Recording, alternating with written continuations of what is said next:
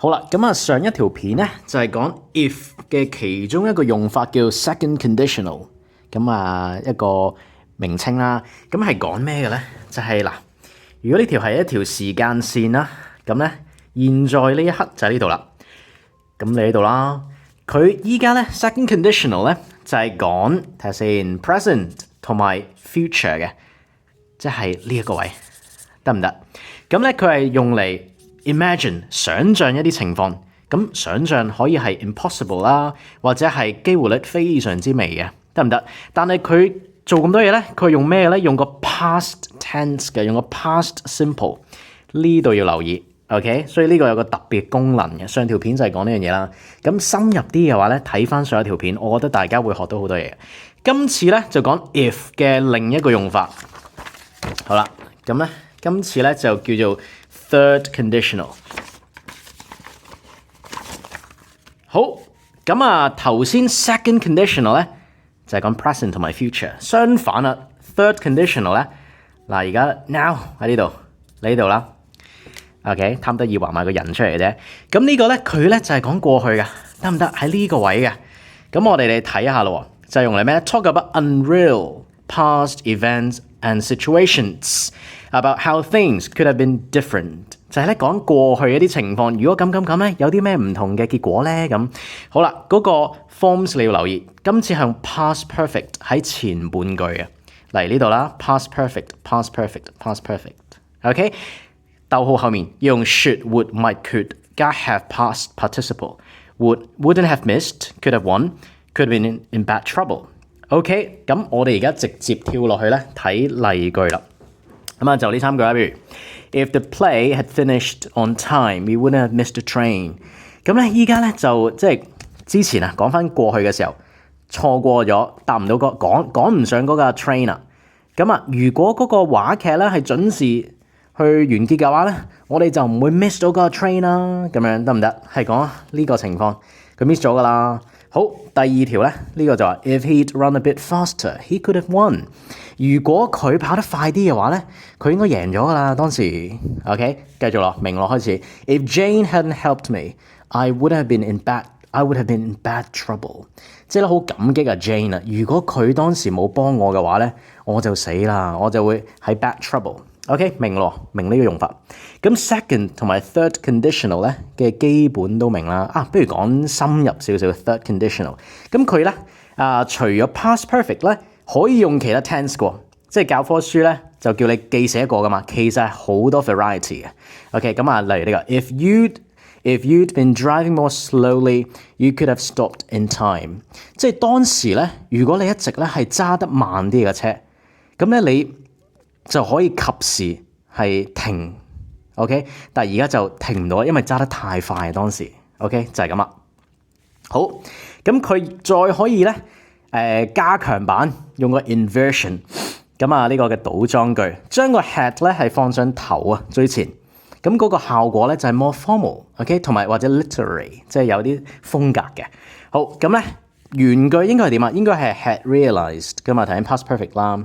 Okay, if I'd realized the situation, I would have informed the police。可以將個 had 放上前。Had I realized the situation, I would have informed the police。如果我係了解嗰個情況，如果我知道嗰個情況，當時我係會同警察講嘅。OK， 就係咁啦。呢度原句係咩 ？If the government had taken measures in time, such problems would not have existed。咁可以將個 had 咧放上前。Had the government taken measures in time, such problems wouldn't have existed。即係話咧，如果當時政府係及時採取一啲措施咧，呢啲問題咧，當時嘅問題咧就可以避免啦。OK， 將個 had 咧係放上前。喂，嚟多句啊 ！If they had not rushed Jo to the hospital, she would have died。將個 had 放上前 ，Had they not rushed Jo to the hospital, she would have died。如果當時咧佢冇好迅速咁送Jo去 hospital 咧，佢當時咧就會死咗啦。OK， 得唔得？咁呢個係有型啲嘅版本啦。嚟多句，譬如呢個 ，It's possible that we might have continued this way, Robbie and I, had I been less curious and more reverent when it came to a piano method。咁啊，呢三句你見到個 had 咧放上最前啦，其實咧放中間都得嘅。Had I been 其實即係咩 ？If I had been， 即係如果我冇咁好奇啊，如果我尊重佢多啲 ，reverent 即係 respectful。對於我鋼琴老師嘅教法咧，我係尊重多啲嘅話咧，我同鋼琴老師 Robbie and I might have continued this way。呢個 this way 咧就係相處融合嘅意思啦。OK， 好唔好？咁啊講咗兩個啦。咁啊 second 同埋 third， 喂嚟一次溫下書先啦。second 咧就係如果頭先個圖咧就係 present 同埋 future 嘅，用個 past tense 去 imagine 嘅。OK。Third conditional if 呢個用法咧 if 有好多 varieties， 但係如果要 third conditional 呢一種用法咧就係點啊？就係講 past 嘅。如果咁就會有另一個 result。OK， 全存在喺 past 嘅。見唔見到我呢一點我冇掂到 now 嘅，因為佢完全存在喺 past 嘅。OK， 我相信大家都明。今次咧玩一樣新嘅嘢，就係 second 撈埋 third 一齊，可以咁喎，拼埋一齊喎。咁呢個咧就少講嘅學校。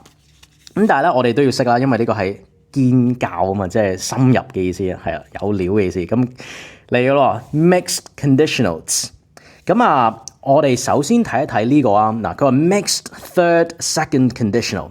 前半句咧，佢係會用咗 third 嘅，所以你見到係我 had listened。OK， 攞支筆先 had listened。後半句咧，佢用 second 嘅喎，佢用 wouldn't feel。OK， 咁樣嘅喎，咩嚟嘅咧？咁咧，好啦，而家我又畫個圖啦。咁啊，你呢度啦。呢個係你啦，你企度啦。OK， 頭先我咪傳咗過去嘅，今次咧我推前少少，係賴到去而家嘅，即係過去嘅一樣嘢。OK， 賴到而家嘅嗰個效果。咁啊，睇一睇咯。啊，加埋呢個先 ，had worked 同埋 would have。OK， 2喎，3、2、3、2咁嘅。OK， 嚟喎。If she had listened to our advice, she wouldn't feel so bad now。即係佢而家咧。feel so bad， 因為當時冇 listen to our advice。如果佢當時有聽我哋講啦，佢而家就唔會咁啦，明唔明啊？明咯。嚟多句喎 ，If I had worked harder at school, I would have a better job now。哇！如果當時努力啲讀書，依家份工正好多啊，得唔得啊？呢個就係 mixed conditionals。好啦，咁有啲特別啲嘅玩法。咁啊，我整呢份 notes 嘅時候咧。我係參考咗5本以上嘅文法書啦，亦都參考咗5本以上嘅字典嘅。大家咧係 complementary 嘅，大家嘅例句啦，我而家係放上 OK 相輔相成嘅。咁我哋睇下有啲咩嘅嘢咯。嗱，今次咧頭先我講咗啦，呢一版嘅例句咧，佢嗰個圖咧係咁嘅，其實同之前頭先我講 third conditional 一模一樣嘅。就係過去嘅，講過去嘅，得唔得？咁啊 ，under 呢一個位置嘅後面嗰啲例句咧，個圖咧就都係講過去發生嘅一樣嘢，但係咧同而家係撚上關係嘅。OK， 影響到而家嘅。好，咁啊，我哋咧先睇少少例句，睇呢個。咁呢個有啲好特別嘅用法，咁樣嘅喎，咁都得嘅喎，好怪嘅喎。OK， 嗱嚟咯。If it had not been for, had it not been for, but for. If it were not for, were it not for.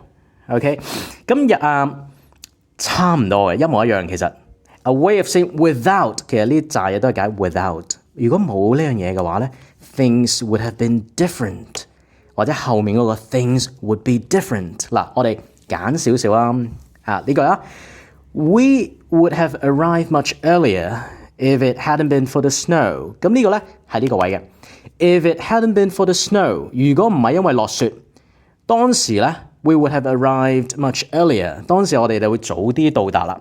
OK， 其實呢個就係 type 3 conditional 一個 without 嘅玩法。咁啊嚟多句 ，If it hadn't been for that doctor, my father probably wouldn't have survived。OK， 即係話，哇！如果當時唔係因為個醫生嘅幫手 ，my father probably wouldn't have survived。但係佢 survive 咗啦，而家 OK 得唔得？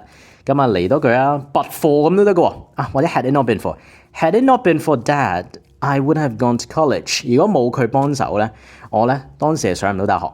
OK，had it not been for， 好多玩法。But for you，we could have managed。如果唔係因為你 ，without 你，即係如果冇你，我哋係搞唔掂㗎。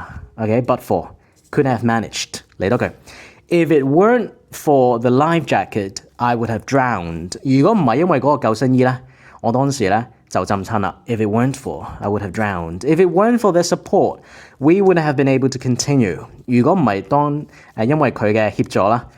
咁咧，我哋係唔能夠咧係繼續向前啦。If it weren't for the United Nations, there would have been far more wars in the last 50 years。如果唔係因為咧聯合國咧 ，there would have been far more 當時咧喺 the last 50 years 咧會有更多嘅戰爭。But for the children, they would have gotten a divorce long ago。如果唔係因為 children 為咗 children 着想啦，為咗啲小朋友啦 ，they would have gotten a divorce long ago。咁啊，一早咧就已經係離咗婚。OK， 其實呢個都係 Type 3 conditional， 但係後面咧就唔同啦。呢個係移咗上前噶，嗰個過去嘅冇咗呢樣嘢嘅話咧，係會影響到依家嘅。咁我哋睇埋呢個，睇晒佢。OK， 嚟咗咯。If it hadn't been for him, I wouldn't be where I am today。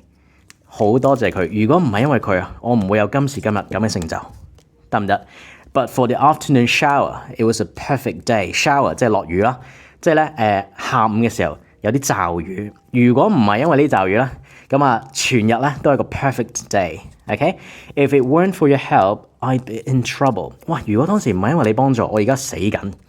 If it weren't for your donations, many more children would go hungry。如果唔係因為你捐助，依家好多小朋友咧都會係 go hungry， 即係捱餓啦 ，starving 啦。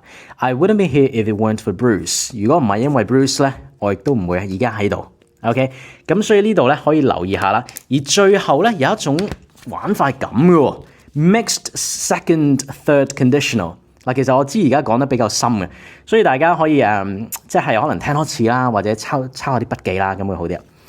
例如話頭先咧前半句係 third， 後半句係 second， 而家調轉前半句係 second，OK， 即係 if 嗰位呢度啦 ，OK， 加一間先。後半句係 third， 嗱呢個咧就好奇怪嘅，咁我而家要加一間先。嗱，你而家喺度啦，你喺呢度啦。佢而家咧，嗱，例如我讀一讀呢個先。If I wasn't afraid of spiders, I would have picked it up。咩意思咧？佢話如果我係唔驚 spiders 嘅，嗱呢個人係驚 spiders 嘅。如果我係唔驚 spiders 嘅，如果我一直都唔驚 spiders 嘅，如果我一直都唔驚嘅，我當時咧就會 pick it up， 可能救咗你啦咁，但係唔得，因為我一直呢個就係我嚟嘅，呢個就係我嚟嘅，我就係驚 spiders， 明唔明？呢個係咁玩嘅。嗱，嚟多句。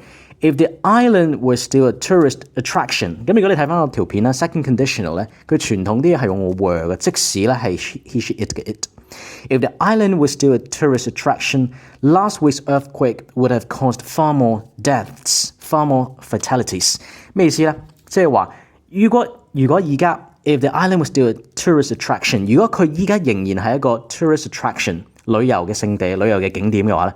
如果佢一直冇變，如果佢一直都係個旅遊勝地嘅話咧，依家都係個，哇！當時上個星期個 earthquake 咧就慘啦，應該會導致好多人死傷啦，因為旅遊勝地好多人啊嘛，就係咁。OK， 咁啊 if 咧有好多變化，其實任你嘅，但係如果你想有一啲獨特嘅功能咧，可以留意下 second conditional、third conditional， 甚至玩 mixed conditional 撈埋佢，甚至咧可以記一記 without 呢一個特別嘅用法。OK， 咁啊未來咧你自己用又好啦，睇文章你都會更加了解，好冇？就係咁。